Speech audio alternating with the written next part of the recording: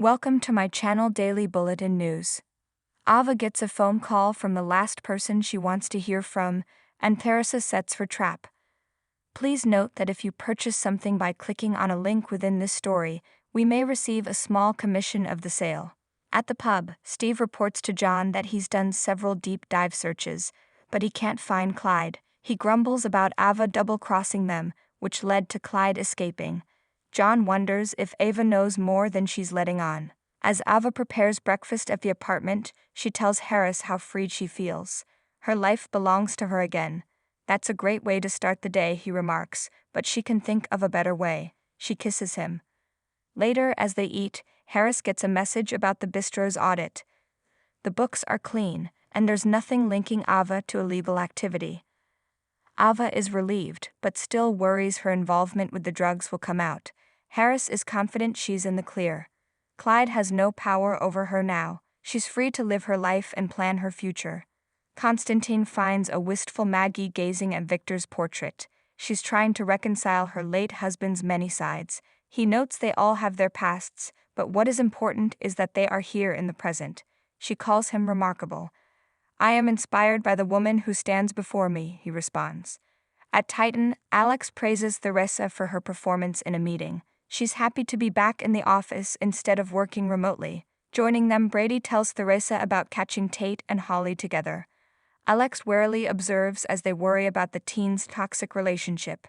Theresa thanks Brady for the way he's handled it and hugs him. In the pub, Steve and John plan to talk to Ava. Maybe she remembers something new to put Clyde back in his cage. If he hurts someone while on the run, it's on them, and they can't live with that. Kayla approaches, wondering what they can't live with. Steve says he can't live with the fact that Clyde got away. He asks to talk later and leaves with John. Kayla suspiciously watches them go. At the Kyriakis mansion, Maggie recounts how surprised she was to find a second chapter with Victor. She expounds on his big heart and devotion to his family. That's the Victor she knew and loved. Constantine says that's the Victor they both should remember. Entering the living room, Julie screams, "This place is turning into a madhouse." She composes herself and says she loves the children, but when is spring break over?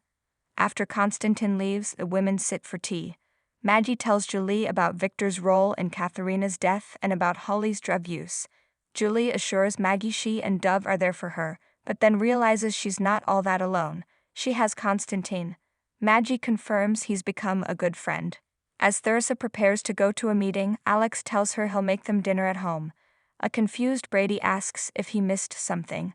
Alex explains she moved back in. After Theresa leaves, Brady and Alex cordially discuss the situation. Brady then warns Alex not to screw with her. At her kitchen table, Ava muses on what she'd like to do now. She recalls a long-ago interest in fashion, but cooking is her passion. Whatever she decides, Harris will be there cheering her on.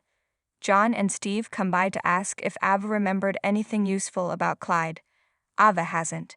Harris asks them to share what they find so as not to take things into their own hands.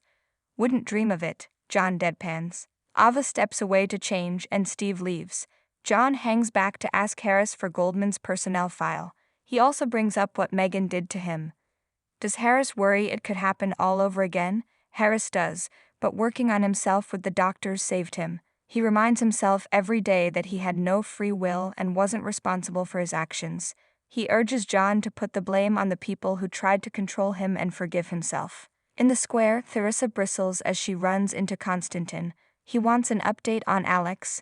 She guardedly reports she moved back in with him, but it's platonic for now. She assumes that's not moving fast enough for him. On the contrary, Constantine says, nothing attracts men like Alex more than forbidden fruit. Theresa is way ahead of him. Mocking his accent, she says she will create a slow burn until Alex is consumed by the flames of passion. She strolls away. Steve comes to Kayla's office at the hospital with flowers. What did you do? She skeptically asks. Steve tells her about Clyde's prison break. How could you do something so stupid? She shouts. Steve defensively reminds her he thought Tripp was going to die. Kayla angrily retorts that there's no excuse for him getting sucked back into Ava's dark vortex. It always causes them to suffer, and Steve should know that better than anyone. She storms out. At Titan, Alex accuses Brady of being interested in Theresa as more than just the mother of his child. Brady denies it. He just worries about her being around Kristen since Alex is dating her. Alex thinks he's lying to himself, but whatever happens between himself and Theresa is between them. Running into John in the square, Brady invites his father to a Cubs game with him and Tate. He also wants to know how he's doing. John says he's doing better. Brady can see that he's found some peace. John is starting to think his prayers are finally being answered. After Harris has left to pick up clothes from his place, Ava gets a call from an unknown number. She reluctantly answers to Clyde. "I bet you thought you were rid of me, huh?" Next on Days of Our Lives, Paulina begins her treatment, and Johnny and Channel honeymoon at the Horton cabin. Stay tuned and subscribe the channel to get such updated talent shows.